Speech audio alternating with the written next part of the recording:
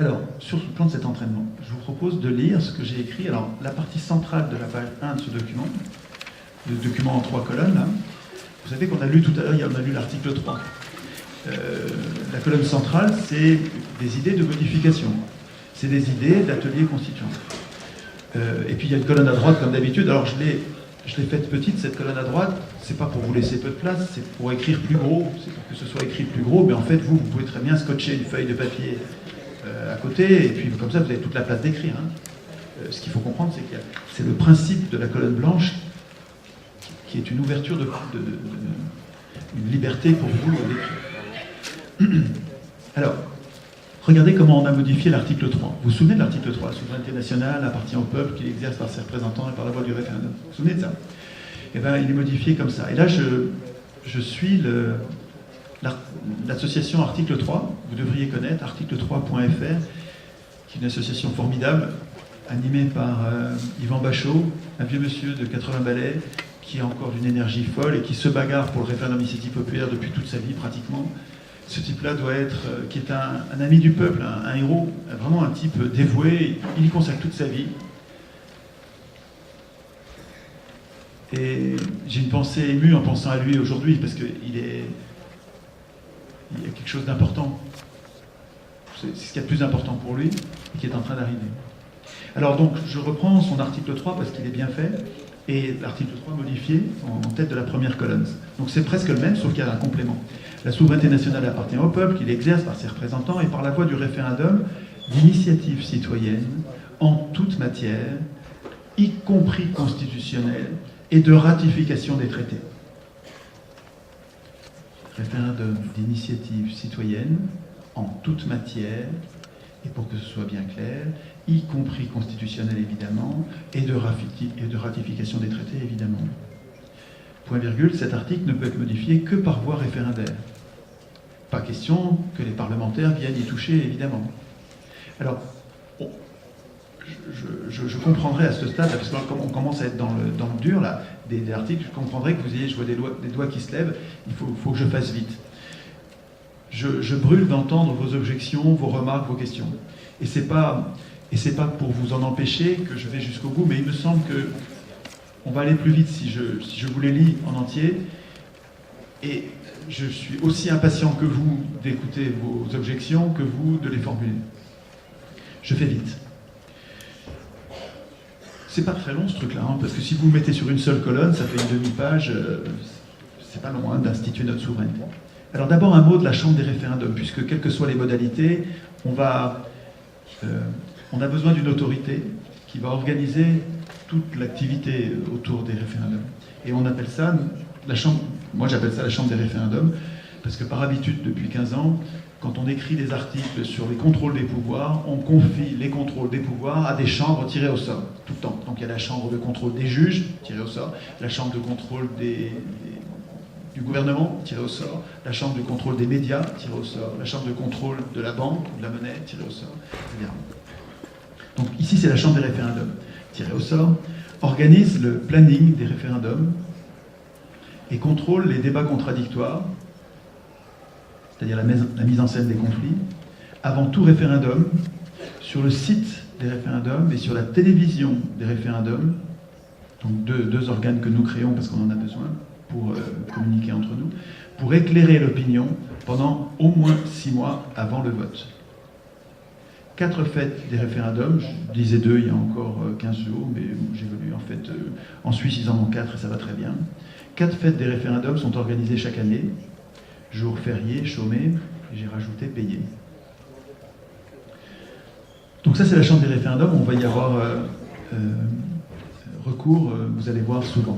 Et j'ai prévu 3 façons de déclencher le référendum. Dans vos réflexions, il va falloir que vous vous demandiez qui est légitime dans le peuple pour poser une question au peuple. Qui est légitime ? Et vous avez le choix entre une personne jusqu'à 1, 2, 3 millions de personnes. Et c'est à vous de réfléchir à qu'est-ce qui est bien, qu'est-ce qui est mal. En fait, chaque solution a des avantages, des inconvénients qu'il va falloir que vous régliez.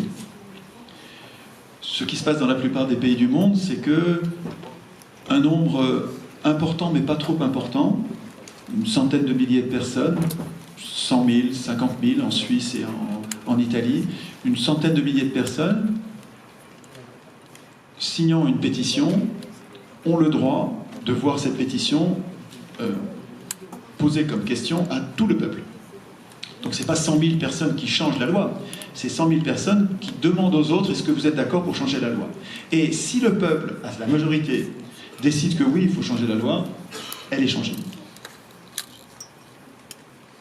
Donc il y a une réflexion, quelque chose à quoi vous devez réfléchir, qui est quel est le seuil. Alors, la première, c'est l'initiative collective, elle ressemble à ce qu'on voit dans tous les pays. Toute initiative collective regroupant l'appui de 1% des inscrits, c'est-à-dire en France 400 000 électeurs, puisqu'on est 40 millions d'électeurs à peu près. Vous auriez pu dire 0,5% si vous voulez que ce soit seulement 200 000 électeurs, entraîne son inscription automatique sans filtre. Sans filtre. Si on a réussi à être 400 000, on veut personne qui se mette en travers.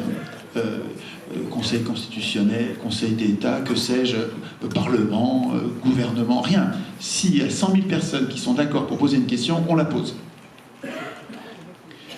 Donc, inscription automatique sur le calendrier des référendums au moins 6 mois plus tard. Ça, c'est discutable. Moi, j'ai écrit sans filtre, peut-être que vous allez mettre des filtres. Évidemment, c'est un chantier. Hein. Je ne suis pas en train de vous dire la messe. Là, je vous donne les premières pistes d'une réflexion que vous devez alimenter, que vous êtes légitime et apte à alimenter après ce soir, demain, après-demain. Okay. Deuxième possibilité, alors là, qui n'existe pas, que nous avons élaboré dans nos ateliers constituants jusqu'ici, et que vous allez probablement améliorer. Initiative individuelle, ça veut dire que nous avons pensé qu'une personne seule pouvait avoir une idée géniale pour le bien commun, une idée vraiment importante pour le bien commun. Et pourtant, elle n'a pas le charisme, elle n'a pas les capacités de réunir 100 000 personnes. Elle n'a pas un parti, elle n'arrive pas à avoir 100 000 personnes. Et pourtant, elle a une idée géniale. Alors, pour que cette idée puisse venir être posée à tout le peuple, on a imaginé que la chambre du référendum pouvait servir de filtre et que la chambre du référendum devait, 1 heure ou une demi-heure, à tout le monde.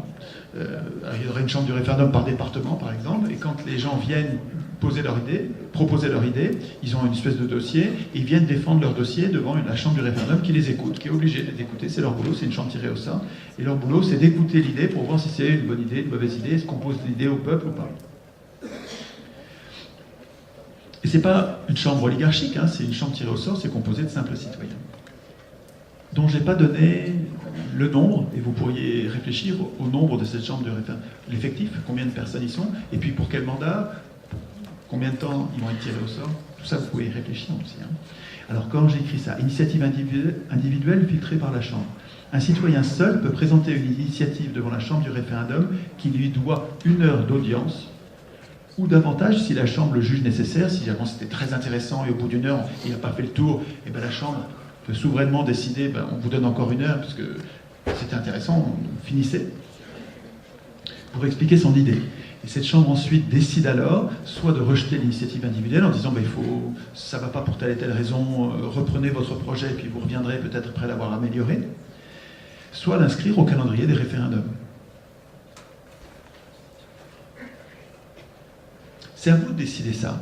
Là, nous, c'est plusieurs groupes, là, on a réfléchi là-dessus, on en est là, mais vous allez peut-être dire ça c'est une bêtise et vous allez le barrer en disant ça j'en veux pas. C'est vraiment à vous d'y réfléchir. Troisième possibilité, et les trois sont cumulables. À mon avis, les trois peuvent fonctionner ensemble. On n'est pas obligé d'en retirer une ou d'en garder qu'une. Celle-là, elle vient de Condorcet. C'est Condorcet qui avait imaginé, mais nous on l'a découverte avant, parce qu'il y a une fille formidable qui s'appelle Anna Saillant sur Facebook qui nous l'a décrite, qui a argumenté et qui nous l'a fait découvrir, et c'est sa formulation, c'est la formulation d'Anna que j'ai reprise. Mais en fait, je ne sais pas si Anna était au courant ou pas, mais Condorcet avait déjà eu l'idée au XVIIIe siècle. Donc c'est une bonne idée, hein. C'est une façon de filtrer les initiatives individuelles progressivement jusqu'à arriver au niveau national, vous allez voir. Initiative individuelle par cercle croissant. Donc ça, c'est la façon dont Anna décrit la règle d'abord. Tout citoyen peut, par ses propres moyens, consulter ses concitoyens. Ça, pour Anna, c'est la règle importante. Et après ça, elle essaye de le décliner en montrant comment ça va marcher. Et elle dit, premier tiret, si l'échantillon consulté, tout proche de la personne, plus de 1000 personnes sur une même localité, dans un même village, dans une rue, dans un pâté de maison, si l'échantillon consulté est favorable à l'initiative, la municipalité des citoyens consultés doivent, s'il n'y en a qu'une, organiser rapidement un référendum municipal sur la même question. C'est-à-dire que si ça a marché à toute petite échelle, il y a une obligation de tester à l'échelle supérieure, juste au-dessus. Ensuite, si le référendum municipal, il y a un vote, et si le vote donne un oui, si le référendum municipal est favorable à l'initiative, à ce moment-là, le département, dont dépend la municipalité, doit organiser rapidement, à son tour, un référendum, mais cette fois-ci au niveau départemental. C'est-à-dire qu'à chaque fois qu'on arrive à gagner un échelon, on fait la preuve que l'initiative est bonne, puisqu'elle est validée par la majorité de la population du niveau en question, et on monte d'un cran. C'est astucieux, ce truc-là. Il y a très peu de chances pour qu'un élu ou un candidat à l'élection rédige un truc comme ça. Il n'y a que nous pour écrire un truc comme ça. Parce que là, on est en train d'instituer notre souveraineté. On ne veut pas qu'il y ait trop de référendums, parce que ça va tuer l'institution, ça va nous dégoûter s'il y a trop de référendums. Mais on veut que les bonnes idées émergent. Alors on réfléchit entre nous qui avons un intérêt commun, une cause commune, à avoir une souveraineté, c'est-à-dire avoir une puissance de décider. Nous réfléchissons entre nous aux modalités de notre souveraineté. Il n'y a que nous pour écrire ça. Vous comprenez ça? C'est-à-dire que si ce soir, quand vous rentrez chez vous, vous ne l'écrivez pas, vous ne vous entraînez pas, vous ne prenez pas comme habitude d'y réfléchir, il ne se passera rien. Moi, je peux continuer à me donner du mal au maximum, ça ne changera rien si vous vous y mettez pas. C'est collectif, ce truc. C'est un cerveau collectif qui est en train de naître. L'Internet, en nous connectant, les réseaux sociaux, en nous connectant, ils font de nous des neurones. Nous étions des citoyens isolés, et une fois connectés, on devient un grand cerveau collectif, avec des neurones qui interagissent. Mais encore faut-il que vous fassiez des choses, quoi. Il faudrait que vous travailliez un peu. Vous avez compris la suite. Si le référendum départemental est favorable à l'initiative, la nation doit, à son tour, au niveau supérieur, organiser un référendum national. Tout référendum défavorable avant d'atteindre l'échelle nationale met fin à la progression de l'initiative. Alors pas au succès, le succès de l'initiative a été acquis dans les niveaux inférieurs, mais ça n'atteint pas le niveau national. Bon, ça c'est pour les seuils de déclenchement. C'est déjà un vrai sujet de conversation. Quand vous allez faire des ateliers constituants tout à l'heure, vous avez intérêt à vous mettre par 4, 5, 6, peut-être pas plus de 8, parce que si vous vous mettez à 10, 12, 15, il y a des tas de gens qui ne pourront pas parler. Et c'est frustrant de ne pas pouvoir parler. Alors que c'est délicieux de pouvoir parler. Et donc, si vous faites des groupes de 6, vous allez voir, tout le monde va se parler. Sauf si vous tombez sur 2 bavards comme moi. Alors là, il faut en retirer un en disant attends, on a déjà un. Alors toi, s'il te plaît, pour nous faire plaisir, on t'en veut pas, mais va dans un autre groupe parce que bavard comme toi, on n'arrive pas en casier. Peut-être on peut, souvent j'amène, là je n'ai pas fait parce que je savais qu'on allait être très nombreux, mais souvent dans les ateliers constituants, j'amène un sablier qui est comme une espèce de bâton de parole qui fait qu'il y a une limite physique au temps de parole.